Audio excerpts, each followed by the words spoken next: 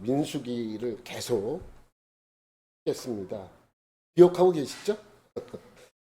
민수기는 무슨 내용입니까? 광야에서 훈련받는 내용입니다.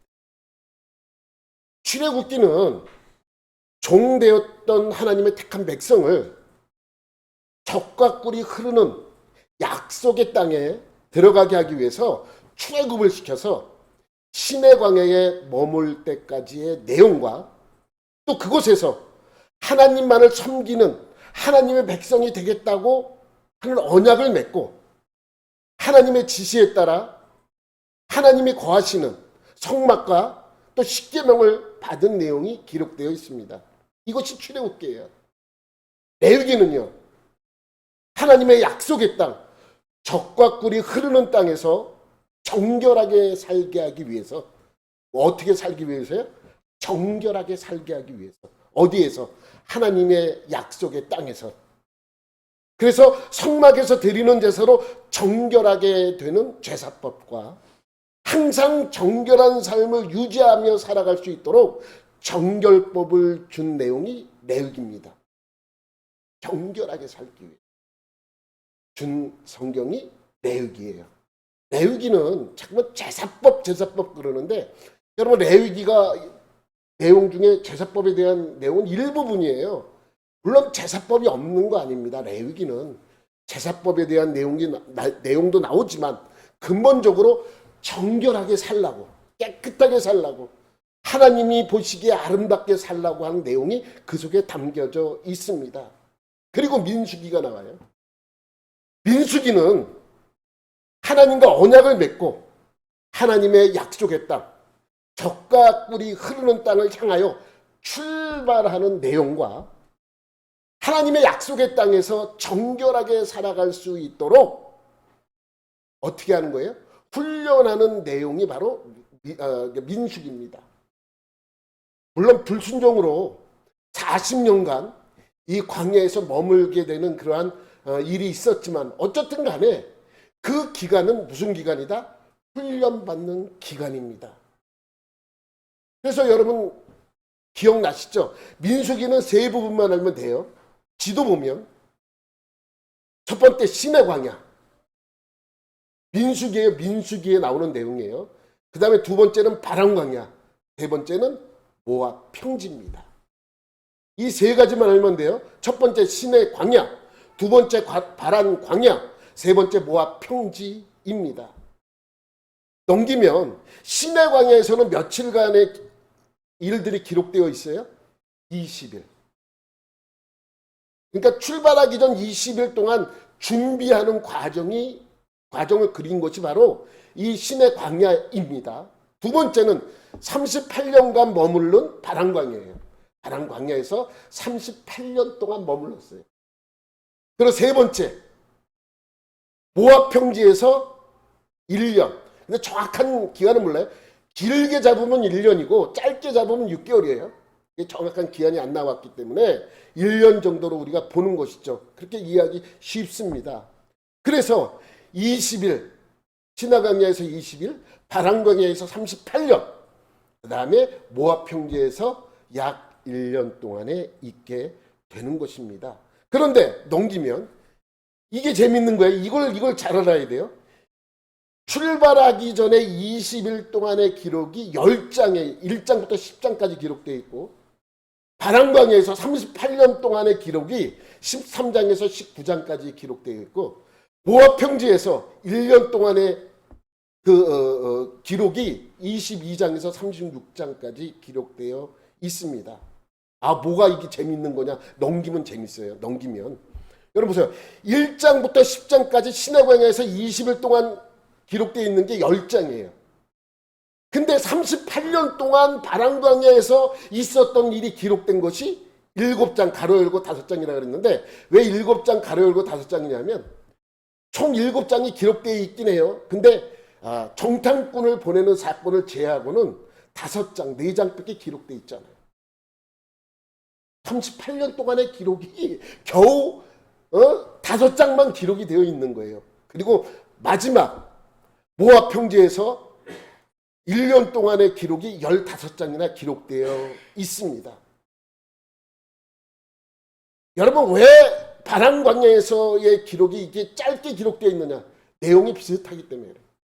여러분 훈련소에서 훈련받을 때 같은 훈련을 반복해서 받잖아요. 그러니까 이 38년 동안의 기록은 어떤 기록이다? 훈련받는 기록이기 때문에 반복되는 내용과 또 죽는 내용이에요. 38년 동안 많은 그 사람들이 이곳에서 죽죠. 한 세대가 가고 다른 세대가 올 만큼 그만큼 많은 사람들이 죽는 내용이 있기 때문에 여기서는 짧게 이렇게 기록이 되어 있는 것입니다. 이제 출발하기에 앞서 20일 동안 하나님은 준비를 시켜요. 야, 이제 곧 출발할 거다. 니네 준비해라. 그래서 첫 번째 준비시킨 것이 뭐예요? 인구조사. 인구조사잖아요. 여러분 대한민국 남자라면 무조건 어딜 가야 돼요? 군대에 가야 돼. 군대 안 갔다 오면 그거에 대해서는 우리 정부도 국민들도 용납하지 않아요. 연예인이 군대 안 가려고 미국 국적 받았다가 우리나라 아직도 못 들어오잖아요. 그거에 대해서는 아주 강경하잖아요. 근데 특별한 이유가 없으면 다 군대를 가야 되는데 군대에 가기 위해서는 다 훈련소에 입소를 합니다. 훈련소에 입소하면 제일 먼저 하는 것이 그 운동장에 모여서 줄을 서가지고 인원 체크하는 거예요. 인원 파악하는 것입니다. 왜 그렇습니까? 그만큼 인원 파악하는 것이 중요하기 때문에 그렇습니다. 민수기라는 제목 자체도 민수기, 숫자를 세는 거예요. 그러니까 숫자가 참 중요합니다. 어디에서요? 민수기에서는요. 그래서 이제 처음 그 출발하기에 앞서 제일 먼저 하나님께서 이들에게 지시하는 것이 인구조사라는 거예요. 적각불이 흐르는 땅으로 가기 위하여 출발 직전에 제일 먼저 이들에게 요구하는 것, 20세 이상으로 전쟁에 나가서 싸울 수 있는 인원을 파악하라는 것입니다. 그래서 민수기 1장은 뭐가 나오는 거예요? 인원 파악하는 것이 나오는 거예요. 인원 파악. 인원 파악이 지파별로 다 하잖아요. 그래서 몇 명 나왔어요? 60만 3,550명. 이거는 이건 잊어버릴 수가 없어. 그냥 60만 명 이러면 돼요. 60만 3,550명. 그래서 여러분 표를 보면 요게 1장이에요. 1장 길게 나오자. 근데 요게 1장이야. 로벤 집하면 46,500명. 이 인원은 뭐다? 20세 이상으로 전쟁에 나가서 싸울 수 있는 인원이에요. 그래서 이것을 다 합쳤더니 60만 3,550명인데 이 60만 3,550명은 뭐 하는 사람들이다? 뭐 할 수 있는 사람들이다? 전쟁에 나가서 싸울 수 있는 사람들이에요. 그러니까 이 인원도 사실은 정확한 인원은 아니죠. 왜냐하면 이 인원에는 뭐가 빠졌어요? 레위 지파가 빠졌어요. 레위 지파를 제외한 나머지 지파 중에 20세 이상으로 전쟁에 나가서 싸울 수 있는 사람들이죠. 정확하게 얘기하면. 그래서 1장에는 이것이 나오는 거예요. 1장은 이것만 알면 돼요. 뭐만 알면 돼요. 맨 밑에 것만. 1장에는 60만 3,550명이구나. 1장에 그게. 그리고 나서 두 번째 준비하는 건 뭐냐? 1장에서 파악한 이 인원을 배치하는 거예요. 배치. 머무를 때도 이제 이거대로 배치를 해야 되고 이제 이동할 때도 이거대로 이동을 하라는 거예요. 그게 뭐냐면 넘기면 그림이 나오죠. 요게 성막을 중심으로 네 그룹으로 나눕니다. 동쪽, 그 다음에 남쪽, 서쪽, 북쪽으로 나눠요. 항상 그렇게 돌아갑니다. 그래서 유다 지파가 선봉 지파고 남쪽에는 루벤 지파가 선봉 지파고 그 다음에 서쪽에는 에브라임 지파가 선봉 지파고 북쪽에는 단 지파가 선봉 지파입니다. 그래서 머물러 때 무조건 이렇게 머물러야 돼요. 성막을 중심으로 동쪽에는 세 지파, 남쪽에도 세 지파, 서쪽에도 세 지파, 북쪽에도 세 지파. 이렇게 머물라는 거예요. 뭐 특별한 이유가 있나? 성경에는 그 이유에 대해서 설명하고 있지 않아요. 근데 제 생각이에요. 인원 때문에 그래요. 맨 앞이 중요하잖아요. 어쨌든 간에 뭐 할 때 맨 앞이 뭔가가 열심히 잘하고 인원 지켜내야 하기 때문에 제일 많은 18만 6,400명이죠. 그리고 뒤에는 제일 적은데 이 두 지파를 묶는 거예요. 단 지파와 에브라임 지파 그 그룹을 묶어서 뒤쪽에 배치를 하게 되는 것입니다. 이동할 때는 이렇게 하는 거예요. 이동할 때는 유다 지파가 선봉으로 이렇게 지파하죠. 그 다음에 남쪽에 있던 르우벤, 그 다음에 서쪽에 있던 에브라임, 그 다음에 북쪽에 있던 단 지파가 성봉 지파가 되어서 이 네 급으로 이동하는 거예요. 머무를 때는 아까 그렇게 머물고 이동할 때는 이렇게 머물러야 돼요. 이렇게 이동해야 돼요. 이것이 몇 장의 내용이에요? 1장의 인원 파악하고 2장에는 머무를 때와 이동할 때 배치도를 알려주는 것입니다. 여기서도 뭐가 빠져 있어요? 레이지파. 레이지파. 레이지파는 사람이 아니냐? 사람이죠. 특별한 일을 맡겼기 때문에 그렇습니다. 여기에 빠졌다는 건 뭐를 안 한다는 거예요? 전쟁을 하지 않는다는 거예요. 여러분 1장에서 인원 파악을 한 가장 큰 이유는 뭐예요? 20세 이상으로 전쟁에 나가서 싸울 수 있는 사람들이에요. 거기서 빠졌다는 것은 전쟁에 참여시키지 않겠다는 거예요. 그게 레이지파입니다. 그래서 이들은 왜 빠졌는가? 전쟁에도 왜 참여하지 않는가?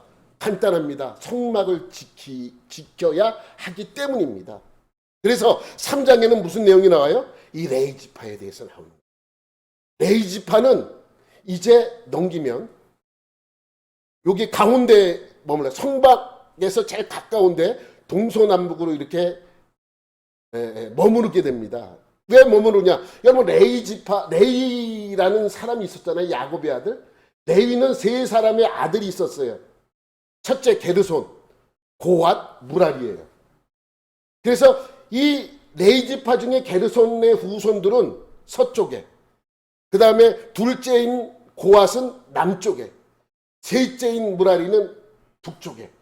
그럼 왜 앞쪽에는 뭐가 있느냐? 동쪽에는 제사장 그룹이 있는 거예요. 아론의 자손들만 동쪽에 머무를 수 있어요. 아론은 누구의 후손이냐? 고앗 자손의 후손이에요. 고앗의 후손이기 때문에 이 아론의 후손만 오로지 제사장이 될 수 있어요. 레이지파만 제사장이 되는 게 아니고 레이지파 중에서도 고앗 자손의 후손이었던 아론의 자손들만 제사장이 될 수 있어요. 나머지는 제사장이 아니에요. 성막을 돕는 사람들이에요. 성막을 돕는 사람들.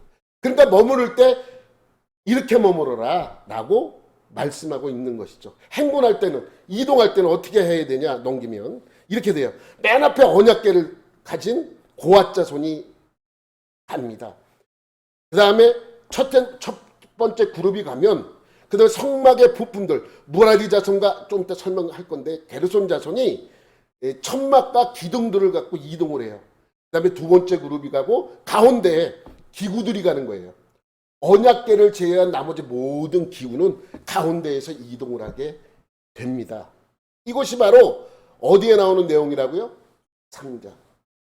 그러면 4장에는 무슨 내용이 있는가? 네 번째 준비시키는 것이 바로 이건데, 이동할 때 어떻게 이동하라는 내용이 4장에 있습니다. 여러분, 구름기둥이, 다음 그림 넘겨봐봐요. 또 넘겨. 구름기둥이 이렇게 있어. 구름기둥이 쫙 올라가요. 머무르고 있는데 갑자기 구름기둥이 쫙 올라가면 떠날 준비를 해야 돼. 이게 하나님이 이동하라는 사인이에요. 그럼 이동을 하기 위해서는 제일 먼저 어떻게 하느냐? 제사장들이 성막 안으로 들어가요. 먼저 성막 안으로 들어가서 성소와 지성소에 있는 모든 성막의 기구들을 포장해요. 뭐냐면 넘기면 이런 기구들, 언약궤, 떡상, 분향단, 등대, 물두멍, 그다음 번제단, 이거를 포장 이사하듯이 포장을 하게 돼요. 그런데 요것만 있는 것이 아니에요. 여기 따르는 부속품들이 있어요. 넘기면 이런 것들이 있어. 여러분 그 번제단 주위에는 이 불을 관리하는 막대기, 부직갱이 이런 것들이 있는 것이죠. 그런 거를 포장을 합니다. 어떻게 포장을 하냐면 다 일일이 다 포장을 해야 돼요. 이렇게 포장을 해. 포장을 하고 포장이 끝나면 어떻게 하느냐? 제사장들은 포장만 하고 나와요. 포장만 하고 나오는 거예요. 그러면 그 다음에 누가 들어가요? 이 포장된 이 기구들을 날리기 위해서 고앗 자손들이 들어가는 거예요. 고앗 자손들. 고앗의 후손들이 들어가서 이 포장된 이 기구들을 갖고 이동 나옵니다. 그리고 고앗 자손은 다른 거 아니야. 요것만 책임지면 돼요. 뭐만? 성막의 기구들만. 그러면 이제 성막이 비었어요. 기구들이 다 빠져나가고 비었겠죠. 그 다음에 들어가는 사람들이 게르손 자손이에요. 게르손 자손은 무엇을 나르느냐 하면 넘기면 요 휘장, 천과 가죽으로 된 것만 날라요. 게르손 자손은. 그래서 휘장 1, 2, 3, 4 여러분 성소와 지성소는 4개의 휘장이 덮여져 있습니다. 그래서 4개의 휘장을 철거를 하죠. 그리고 성막을 성소에 들어가는 입구에 있는 휘장도 있죠. 성소와 지성소를 나누는 휘장도 있습니다. 하여튼간에 이 안에 있는 천으로 된 거나 가죽으로 된 모든 것은 누가 날라요? 게르손 자손이 날라요. 그래서 게르손 자손이 두 번째로 들어가서 이제 이 휘장을 전부 철거해요. 바깥에 있는 흰색 휘장도 있죠. 세마포 휘장. 이것까지 전부 하여튼 천으로 된 건 모두 다 게르손 자손이 담당해야 돼요. 그래서 넘기면 이렇게 위에 있는 것을 끄집어내고 그 성막의 둘레에 싼 흰색 세마포 휘장도 다 철거를 해요. 요것만 담당하는 것이 누구다? 게르손 자손이 담당을 하는 거예요. 그럼 이제 뭐가 남아요? 기둥들만 남겠죠. 기둥들과 널판이 남겨 있습니다. 넘기면 요 휘장을 제외한 나머지 이 기둥들, 그다음에 널판들이 남겨져 있죠. 이것은 누가 한다? 무라리 자손들이 이 기둥들을 철거해서 이동하게 되는 거예요.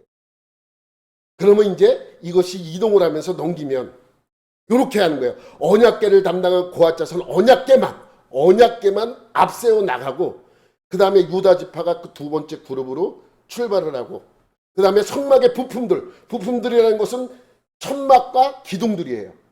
그 사이에 이동을 하고 그 다음에 루반 지파 두 번째 그룹이 이동을 하게 되죠. 그 다음에 기구들이 아까 우리가 봤던 언약궤를 제외한 나머지 뭐 떡상이라든지 등대라든지 뭐 분향단이라든지 번제단이라든지 물두멍이라든지 그에 따른 부속들을 다 갖고 고앗 자손이 중간에 이동을 해요. 그 다음에 세 번째 그룹, 네 번째 그룹이 이제 이동하게 되는 것입니다. 그래서 1장, 2장은 일반 사람들이 숫자와 이동할 때, 머무를 때의 배치도를 알려주셨다면 3장과 4장은 레위 지파가 이동할 때와 머무를 때, 그 다음에 그들이 하는 일들을 알려준 것입니다.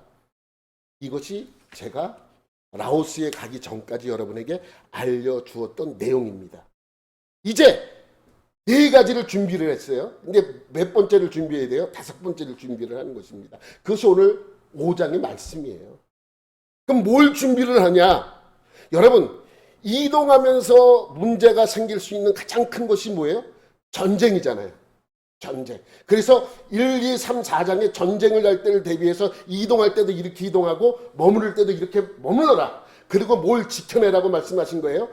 성막을 지켜내라고 말씀하신 것이죠. 그래서 이들은 전쟁을 준비하는 1, 2, 3, 4가지의 준비를 했습니다. 이제 5번째, 전쟁 다음으로 준비해야 될 것이 무엇이냐? 전염병의 전. 여러분 생각을 해보세요. 이거를 사전에 준비하지 않으면 잘못하면 멸망할 수 있어요. 여러분 생각해보세요. 이동 중에 전염병이 돌아요. 지금 몇 명이 모여 있습니까? 200만 명이 모여 있어요. 200만 명. 별로 안 놀라시네. 엄청난 숫자예요. 여러분 상암 그 축구 경기장에 4만 명인가 5만 명이 들어간대요. 엄청나게 많잖아요. 겨우 5만 명이에요. 그거에 10배면 50만 명. 그래도 거기에 4배를 해야지만 200만 명이 되는 거예요. 그러니까 상암구장에 모여있는 그 5만 명의 그 군중을 몇 개 갖다는 거예요? 40개를 막 갖다는 거예요. 엄청난 숫자입니다. 근데 그 숫자들이 이동하려면 어떻게 해요? 따닥따닥 붙어서 이동하잖아요. 야, 한 명이 출발하고 또 한참 떨어져 2명 이렇게 하다가는 날 새는 게 아니라 늙어 죽겠죠. 그러니까 이게 몰려서 막 이동을 합니다. 그러면 제일 큰 문제는 전쟁의 문제는 1, 2, 3장, 4장에서 대비를 시켰어요. 두 번째 대비시키는 것이 바로 전염병 문제를 대비시켜야 합니다. 왜? 전염병이 한번 돌면 이것은 끝나기 때문에 그래요. 멸망할 수 있기 때문에. 우리 이번에 이 코로나 사태 때문에 얼마나 심각한지 여러분 잘 아시잖아요. 전염병이 잘못 돌면 이 종족 자체가 멸망할 수 있기 때문입니다. 그래서 2절에 이렇게 말씀합니다. 2절 말씀 시작.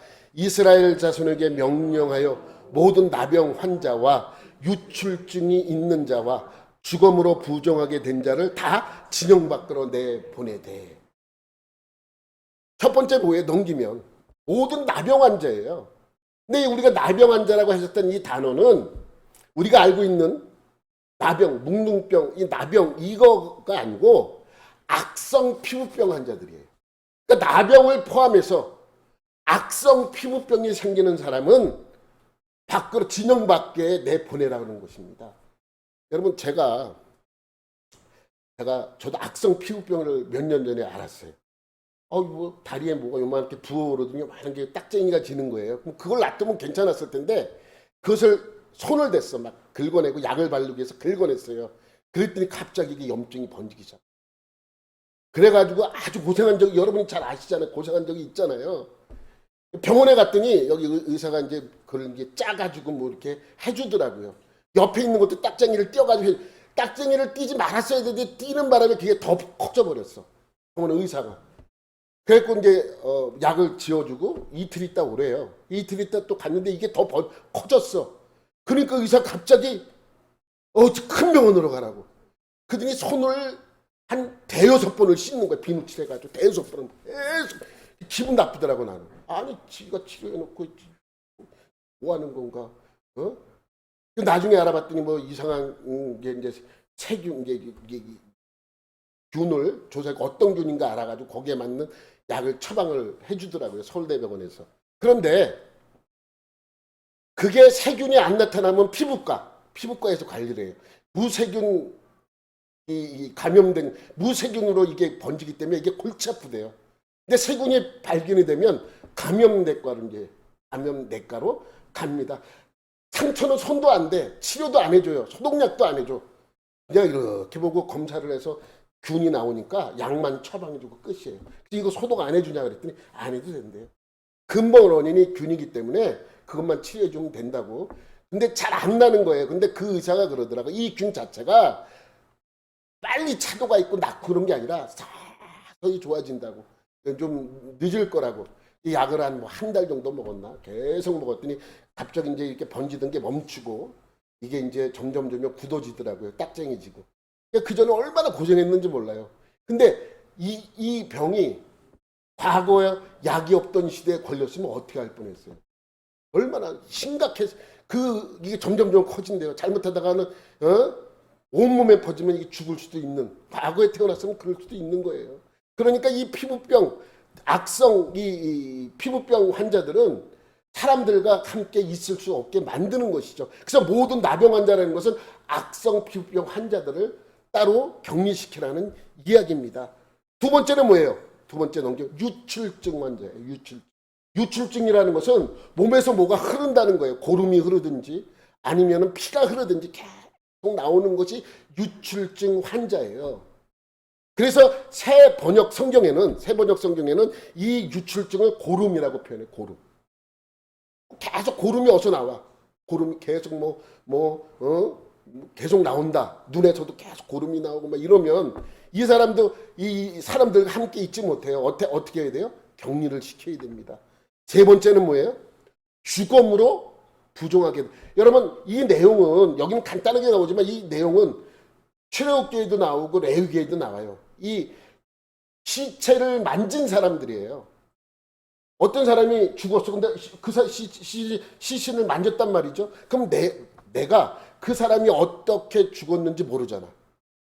코로나 환자들은 여러분 장례 치를 때 시신도 못 보게 했잖아요. 왜? 잘못하던 그것이 번지기 때문에. 그거를 이 시대에 그걸 한 거예요. 죽음으로 부정하게 된 자.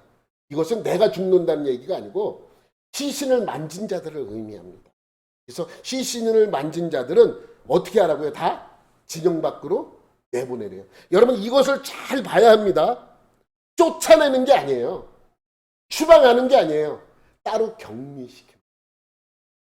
그래서 그 사람의 상황을 보는 것이죠.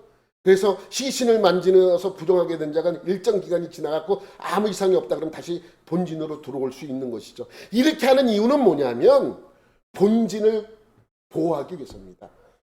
그래서 이들을 전염병으로부터 격리를 시키고 이 격리시켰던 이것이 괜찮으면 다시 본진으로 돌아올 수 있도록 만들어 주는 것이죠. 이것이 첫 번째 문제가 이동하면서 첫 번째 문제가 전쟁이라면 두 번째 문제는 전염병일 수가 있어요. 그래서 전염병을 5장에 언급하고 있습니다. 또 이동하면서 일어날 수 있는 문제가 또 있죠. 200만 명이 움직여요. 그러면 뭐예요? 분쟁이 일어날 수 있어요. 여러분 얼마나 200만 명이 모여서 가는 것을 상상해 보십시오. 얼마나 많은 분쟁들이 일어나겠습니까? 아이들하고 같이 이동합니다. 내 아이가 옆에 있는 집 아이를 때렸어. 여기에 터져가지고 피가 나요. 그래서 그 부모가 찾아옵니다. 당신 아들이 우리 아들 때렸어. 아 미안해요. 그래서 어떡하라고. 이러면 분쟁이 일어날 수 있어요. 그러면 아이 싸움이 누구 싸움이 되는 거예요? 어른 싸움이 되는 거예요. 야 너도 그럼 대신 맞아. 그리고 우리 아들이 이렇게 피 터진 거 뭐 어쩌라고. 그럼 너희 아들도 얼굴을 맞아갖고 피 나게 해. 그래갖고 탁 때려. 그럼 어떻게 되는 거예요? 부모들끼리 싸우겠죠. 부모들끼리 싸우다가 어떻게 되는 거예요? 야 너 어느 지파야? 뭐 레이 지파라고 우린 단 지파야. 그래갖고 지파들끼리 싸우게 되고 그러면 갈라지게 되고 문제가 더 커질 수가 있습니다. 이런 분쟁들의 문제가 생길 수가 있습니다. 그래서 어떻게 하라고요? 사전에 이것을 막아야 되는 거예요. 그래서 지금 이 5장에는 전염병 문제와 분쟁의 문제를 해결하기 위해서 말씀을 주고 있는 것입니다. 오늘 6절 7절 말씀 한번 우리가 보도록 할게요. 시작. 이스라엘 자손에게 이르라. 남자나 여자나 사람들이 범하는 죄를 범하여 여호와께 거역함으로 죄를 지으면 그 지은 죄를 자복하고 그 죄값을 온전히 갚되 5분의 1을 더하여 그가 죄를 지었던 그 사람에게 돌려줄 것이요. 여기서 이 죄라는 것은 하나님께 범죄한 그것이 아니고 남에게 피해를 입힌 것을 이야기하는 거예요. 피해를 입힌 것. 응? 여러분 그래서 피해를 입혔으면 그 피해에 대하여 보상을 하라는 거예요. 그 사람이 받았던 피해에 얼마큼을 보상하라는 거예요? 1.2배를 보상하라는 거예요. 내가 그 사람에게 손해를 보게 했으면 1.2를 갚으라는 거예요. 5분의 1을 더하여. 그 문제가 없다는 거예요. 응? 내가 그 사람의 양을 죽게 했다. 그럼 그 양을 한 마리 보상을 하고 그 양값에 대한 5분의 1을 더 보상하라는 거예요. 그럼 받는 사람도 그 정도면 내가 이해할 수 있어. 넘어가잖아요. 또 보상해 주는 사람은 당연히 그 사람들에게 피해를 입혔기 때문에 그 정도를 보상해 줘야 하잖아요. 그러면 사람의 죄, 이거는 다분히 다른 죄에 대하여 언급하는 것이 아니라 지금 이 5장에서는 무슨 죄에 대해서 언급하고 있는 거예요? 남에게 보상. 그럼 여러분 생각나는 게 있죠? 뭐예요? 생각나는 제사, 보상제. 여러분 벌써 잊어버리셨나? 속건제죠. 여러분 제사법 우리 볼게요. 번제가 나와. 번제 소제가 나오고 화목제가 나오고 속죄제, 속건제가 나와요. 근데 이것을 우리말로 번역을 한 것을 보면 잘 몰라요. 헷갈려. 근데 원어로 이해하면 좀 쉬워요. 번제는 올라예요. 원어로 올라라고 읽는데 그것은 무슨 뜻이 있냐면 올라가다라는 뜻이 있어요. 그러니까 나를 올려 보내는 제사가 번제예요. 신앙 고백과 같은 거예요. 신앙 고백. 내가 하나님만 섬겨 나를 바치겠습니다. 번제를 드리는 거예요. 그다음에 소제는 민하라 그래요. 민하. 이것은 무슨 뜻이냐면 선물이라는 말도 민하라는 단어를 쓰고 조공을 바치다 할 때 조공도 민하라는 그런 단어를 씁니다. 그러니까 이 소제는 약간 하나님께 강제성 있게 바치는 거예요. 약간 강제성이 있어. 내가 농사를 지었어요. 그래서 많은 밀농사에 많은 것들을 얻었어. 그럼 그거에 대하여 하나님께 약간은 반강제적으로 드려야 돼요.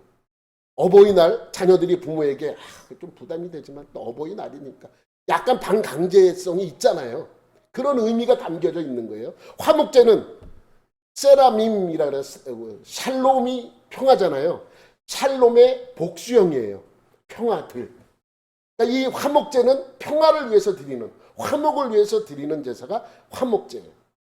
그 다음에 속죄제는 하다트라 그러는데 그냥 죄의 제사예요. 내가 죄를 범하면 무조건 이 제사를 드려야 돼요.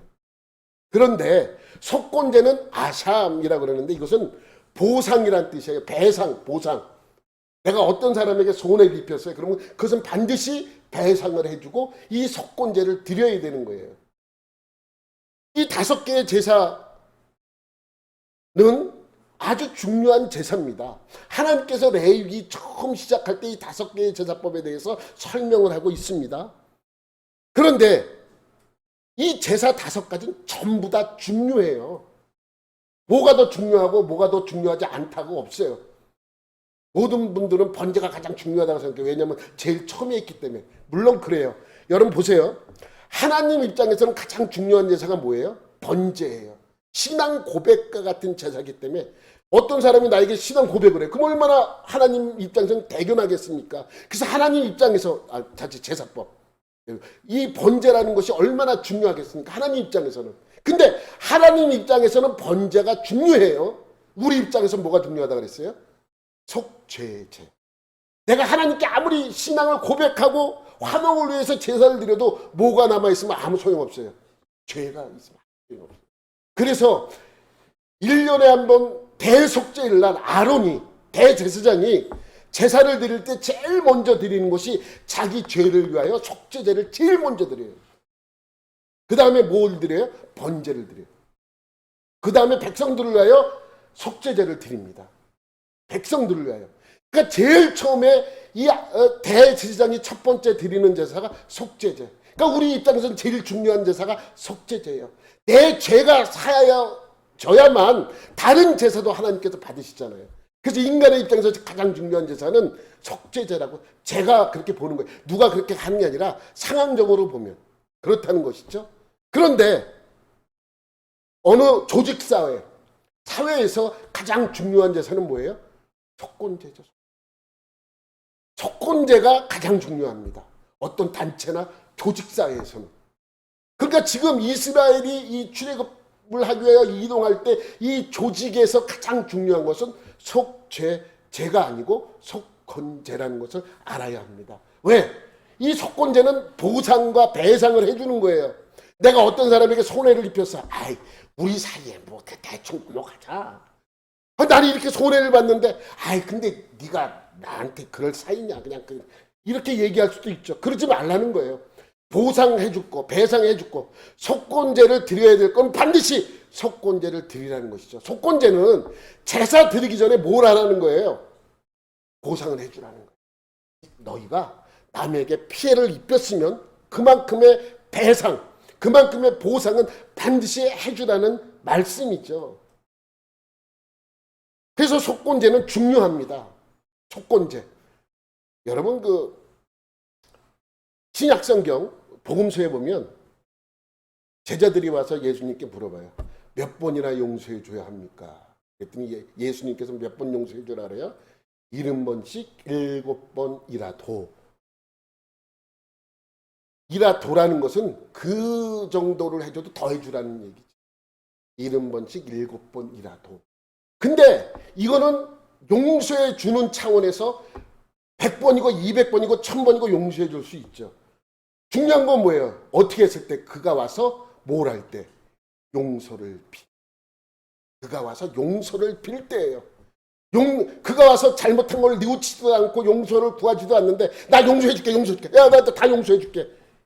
이게 아니고 그가 와서 70번씩 7번이라도 용서를 빌면 용서해 주라는 거예요.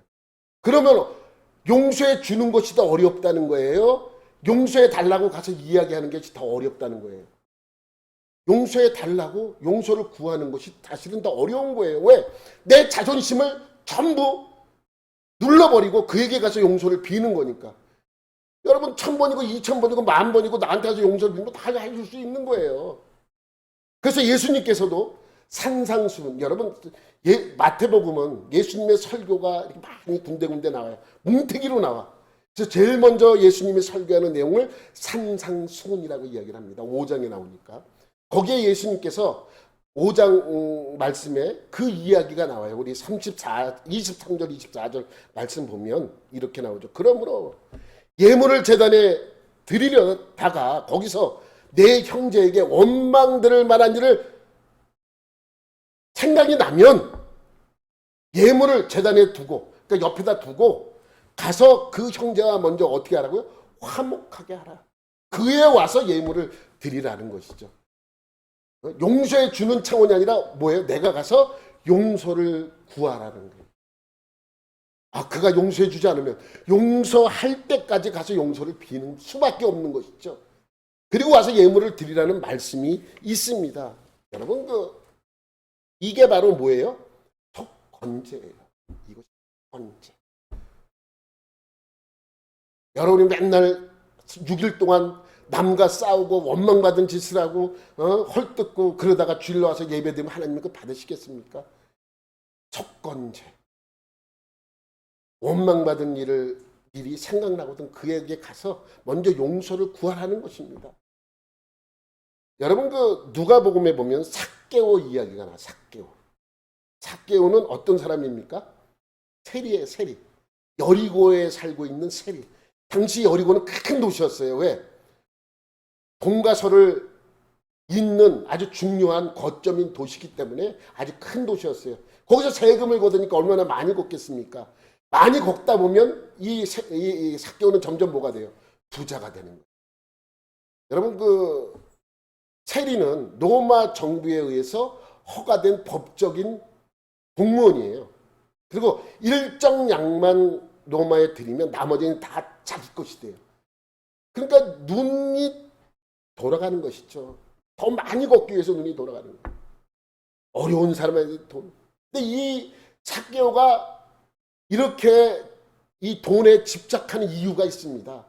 성경에 보면 그가 외소했다고 나와요. 외소했어요. 그러니까 아마 어렸을 때부터 뭐 병치레를 했건 무슨 병이 있어서 뭐 했건 원래 이 살이 잘 안 찌는 체리는 아주 작았던 것 같아요. 그러니까 사람들이 친구들이 이 좀 무시하고 그런 경향이 있었을 거 아닙니까? 그러니까 이 삭개오는 그때 맹세했을 거예요. 내가 돈을 벌어서 저들을 꼼짝 못하게 할 것이다 라는 그러한 마음적인 아픔이 그에게 있었습니다. 그래서 이제 그러한 마음 때문에 열심히 세리가 되어서 돈을 걷어들입니다. 부자가 됐어요. 근데 돈이 많아지면 그 마음의 상처가 치유될 줄 알았는데 그러지 않는 거예요. 아직 마음 한켠에는 무거움이 있는 거예요. 아니 돈을 벌면 이것이 다 없어질 줄 알았는데 이러한 소외받는 것에서 해방될 줄 알았는데 더 사람들이 자기를 인정하지 않고 사람들이 자기를 향하여 등을 돌리는 것을 경험하게 됩니다. 근데 자기도 사실은 사람들에게 법 테두리 안에서 가난한 사람에게도 세금을 거둔 거예요. 그렇죠? 법 테두리 안에서 법을 어기지 않는 한도 내에서 가난한 사람에게도 가서 세금을 뜯어냈을 것입니다.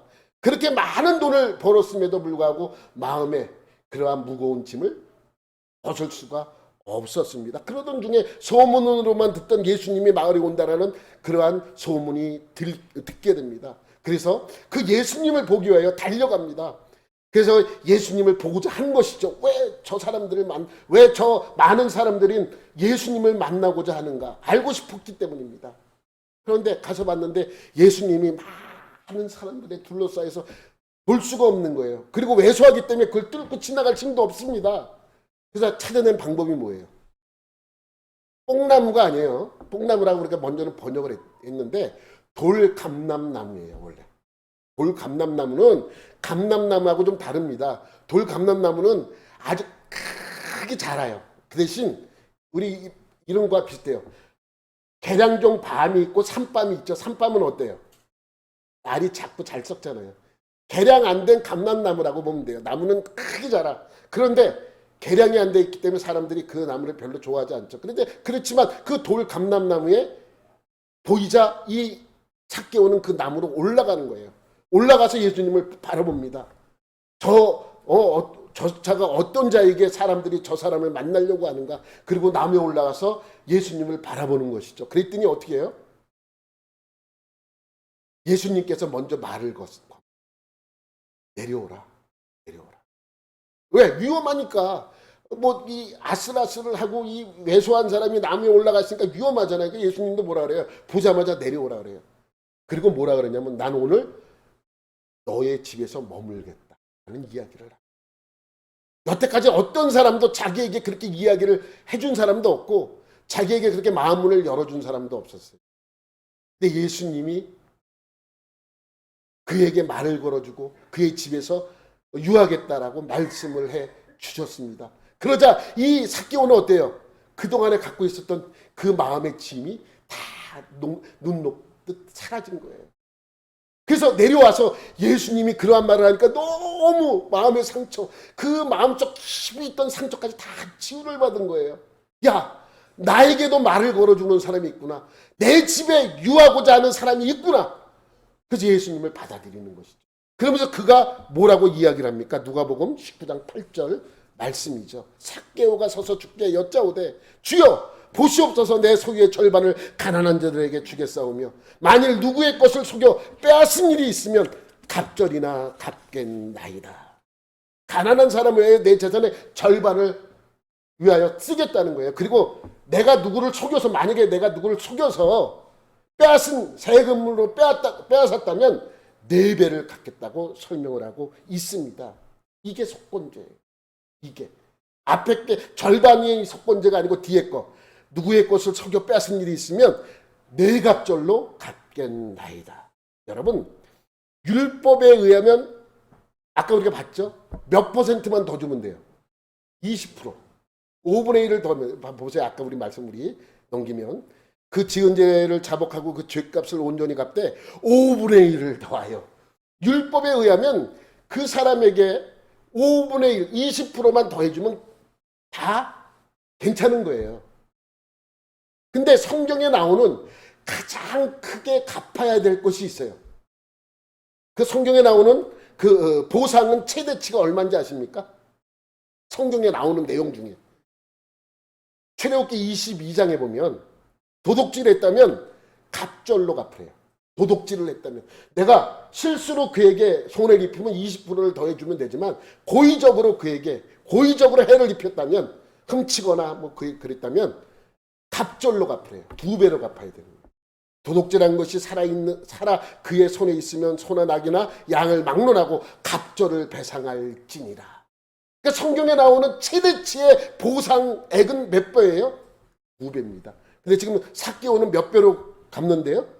4배로 갚는다. 성경적이지가 않아. 근데 성경적이지 않는 게 아니라 유대인의 전승에 의하면 네가 만약에 어떤 사람에게 손해를 입히면 제대로 갚을 수 있는 게 4배예요. 4배 이상은 갚은 건 그것도 잘못이야. 그러니까 이 전승에 의하면 성경에는 없어요. 성경에는 아까도 우리가 출애굽기에 봤듯이 갑절로 갚는 게 최대치인데 전승, 뭐 그 탈무드나 그 전승에 의하면 우리가 사람들에게 어떠한 손해를 입혔을 때 도리적으로 갚을 수 있는 최대가 4배예요. 4배를 넘었으면 안 된답니다. 그래서 지금 이 삭개오는 몇 배로 갚겠다는 거예요? 전승에 그러니까 전승도 율법적인 것으로 그들이 받아들였기 때문에 율법에 의해서 내가 그들에게 갚을 수 있는 최대치로 보상하겠습니다 하고 설명하고 있는 거예요. 그래서 예수님도 그것에 대해 칭찬을 해요. 그래, 잘했다 라고 칭찬을 합니다. 이게 속건제예요. 속건제. 속건제라는 것은 보상하거나 배상을 반드시 하라는 말씀이죠. 그러니까 이 보상제는 조직사회에서도 상당히 중요합니다. 네? 보상제는. 그러니까 속건제는 아까 얘기했지만 하나님 입장에서는 번제가 가장 중요하죠. 우리 인간들 입장에서는 속죄제가 가장 중요해요. 어쨌든 간에 우리의 죄를 용서함 받아야 하나님을 만날 수 있습니다. 근데 조직사에서는 뭐가 가장 중요하다고요? 속건제. 보상과 배상을 잘해줘야 됩니다. 여러분 그 바울의 옥중 서신 중에 빌렙몬서가 나와요. 빌렙몬서. 옥중서신은 4개가 있어요. 옥중서신은 에베소, 빌립보, 골로새. 이건 교회예요. 근데 빌렙몬서만큼은 개인 이름이에요. 빌립보나 에베소나 골로새는 지역 이름이에요. 그래서 빌립보 교회, 에베소 교회, 그 다음에 빌립보 교회, 이 교회인데, 골로새 교회인데, 빌렙몬서만큼은 개인이에요. 그러니까 옥중서신 4권에 있는데 3권은 교회에다가 쓴 거고 빌렙몬서는 개인에게 쓴 거예요. 이 빌렙몬이라는 사람은 누구냐면 골로새 교회의 기둥적인 집사예요. 교회가 없을 때 자기 집을 내놔서 그 집에서 예배를 드릴 수 있도록 허락해 준 사람이 빌렙몬이에요. 그러니까 신앙적으로도 가장 아주 중요한 사람이겠죠. 그런데 여러분 이 빌렙몬서를 보면 개인에게 쓴 편지인데 그 내용이 뭐냐면 오네시모에 대한 이야기입니다. 오네시모가 원래 빌렙몬의 노예였어요. 돈을 갖고 도망쳤어요. 여러분 로마 시대의 노예들이 돈을 갖고 도망치면 돈을 안 갖고 도망쳐도 잡아서 다 죽였어요. 왜냐하면 노예가 그 당시엔 70%가 더 노예였는데 노예를 잘 다루지 못하면 큰 문제가 생기기 때문에 그 노예가 탈출하는 문제에 대해서는 아주 강경하게 대했습니다. 오네시모는 그것도 돈을 갖고 도망쳤으니까 어떤 사람이에요? 죽어야 될 사람이죠. 그런데 그 돈을 갖고 로마에 와서 쓰다 보니까 다 써버렸어. 갈 데가 없는 거예요. 그러다가 바울을 만난 거죠. 바울은 감금된 상태에서 사람을 자유롭게 만날 수 있었습니다. 그러다가 오네시모를 만나니까 오네시모가 과거에 이 빌렙몬이 바울을 만날 때 옆에 있어서 아는 건지 아니면 로마에 와서 우연찮게 만난 건지는 몰라요. 그건 안 나와 있으니까. 어쨌든 이 바울하고 오네시모가 만나서 이 바울이 오네시모에게 복음을 증거했고 오네시모는 그 복음을 받아들여서 크리스찬이 되었습니다. 그리스도인이 되었습니다. 그런데 그리스도인이 되어서 이야기를 하다 보니까 빌렙몬의 노예였고 돈을 가지고 도망친 노예라는 걸 알게 됩니다. 그래서 이 문제를 빨리 해결해야 돼. 그래서 바울이 빌렙몬에게 편지를 쓰는 거예요. 내용은 뭐겠어요? 여러분 생각해, 내용은 뭐겠어요? 용서해주라, 용서해주라. 내용이에요. 용서해주라. 그 내용을 알고 빌렙몬서 읽으면 재미있어요. 쫙 읽어보면. 그런데 여러분 이제 왜 제가 이 얘기를 하냐면 이 빌렙몬은 속건제의 핵심이에요. 그가 사역을 하기 전에 그에게 내가 많은 일들을 맡기기 전에 바울은 그 문제를 해결해야만 했습니다. 이것이 속건제죠. 그래서 14절에 이렇게 나옵니다. 빌렙몬서 14절. 다만 내 생각이 없이는 내가 아무것도 하기를 원하지 아니하나. 이는 너의 선한 일이 억지같이 되지 아니하고 자유로 되게 하려 함이라. 그러니까 네 자유에 맡기겠다. 이 오네시모를 용서해 주든지 벌을 내리든지 너에게 맡기겠다. 네가 승낙해 주면 내가 그 다음에 무슨 일을 맡기든지 그렇게 하겠다. 그러니까 모든 책임은 누구에게 넘기는 거예요? 빌렙몬에게 넘기는 거. 빌렙몬이 주인이기 때문에 당연한 것이죠. 그런데 여기 보면 억지로 하지 말라 그랬어요. 억지로 하지 말아라. 그런데 18절에 또 뭐라고 말씀을 하냐면 그가 만일 내게 불의를 하였거나 돈을 갖고 도망친 거예요. 내게 빚진 것이 있으면 그것을 내 앞으로 계산하라. 내가 대신 갚겠다는 거예요. 만약에 그가 내게 손해를 입힌 만큼 내가 돈으로 계산해 주겠다는 거예요. 여기까지 보면 참 괜찮죠. 그런데 19절에 이런 말씀을 또 합니다. 시작. 나 바울이 친필로 쓰노니 내가 갚으려니와 내가 이 외에 내 자신이 내게 빚진 것은 내가 말하지 아니하노라. 친필로 쓰는 이유는 뭐냐면 그 당시 대부분 바울이 눈이 좋지 않았기 때문에 대피를 시켰어요. 옆에서 말을 하면 대피를 했습니다. 그런데 이 빌렙몬서는 특별하게 부탁을 할 거잖아요. 그래서 친필로 쓴 거예요. 쓰면서 뭐라 그러냐면 내가 다 갚아주겠다. 그가 어떤 손해를 받든지 근데 억지로 용서해 주지 말아라. 그러면서 뭐라 그러냐면 한국말을 딱 전합니다. 이거야. 너도 나한테 빚이 있지 않냐. 용서해 주라는 말이에요. 해주면 안 하는 말이에요. 자의가 아니지. 이건 타의 같아. 내용은. 그잖아요. 야, 용서해줘. 네가 마음 내키는 대로 해. 그런데 너도 나한테 빚이 있다는 걸 기억하고 있어. 바울이 약간은 뭐예요? 강제성이 있는 것이죠. 근데 바울도 왜 이러한 편지를 쓰느냐? 속건제자들, 속건제. 이 용서를 받아야지만 모든 걸 할 수 있기 때문이에요. 여러분, 우리가 살아가면서 왜 이 속건제사, 남에게 용서받는 것이 중요해요? 우리는 예수 믿으면 다 용서받았대요. 아니죠. 어떤 사람에게 상처를 줬다면 그 상처는 용서받은 게 아니에요. 왜? 그 상처는 그 사람에게 지은 죄이기 때문에 그 사람이 용서를 해줘야 내가 용서받을 수 있는 거예요. 여러분, 200몇 명이 움직입니다. 이런 문제들이 얼마나 많이 문제가 되겠습니까? 그래서 속건제를 강조하고 있는 거예요. 속건제. 왜? 이 조직사회에서는 속건제가 중요하기 때문에 지금 하나님은 모세를 통하여 이 속건제에 대하여 강조하고 있는 것입니다. 여러분, 제가 말씀드리지만 이 연합적인 이 조직에서는 가장 중요한 제사는 무슨 제사다? 속건제사. 용서받고 용서해 줘야 합니다. 그래서 민수기에서 앞에 이야기했던 많은 것들이 있지만 다시 한번 속건제사의 방법을 끄집어내서 그들에게 이러한 방법을 설명하고 있는 것이죠. 교회도 마찬가지입니다. 여러분, 교회는 서로 오해하고 이런 일들이 많이 있습니다. 여러분, 교회에서 가장 두려운 귀신이 있어요. 무슨 귀신이에요? 섭섭 귀신. 뭔가 그렇게 섭섭한지 하면 섭섭하다고. 섭섭하면 얘기하세요. 나 그거 섭섭하다. 그게 섭섭했느냐. 얘기해보면 별거 아니야. 얘기하라고 딱 있다는 거냐.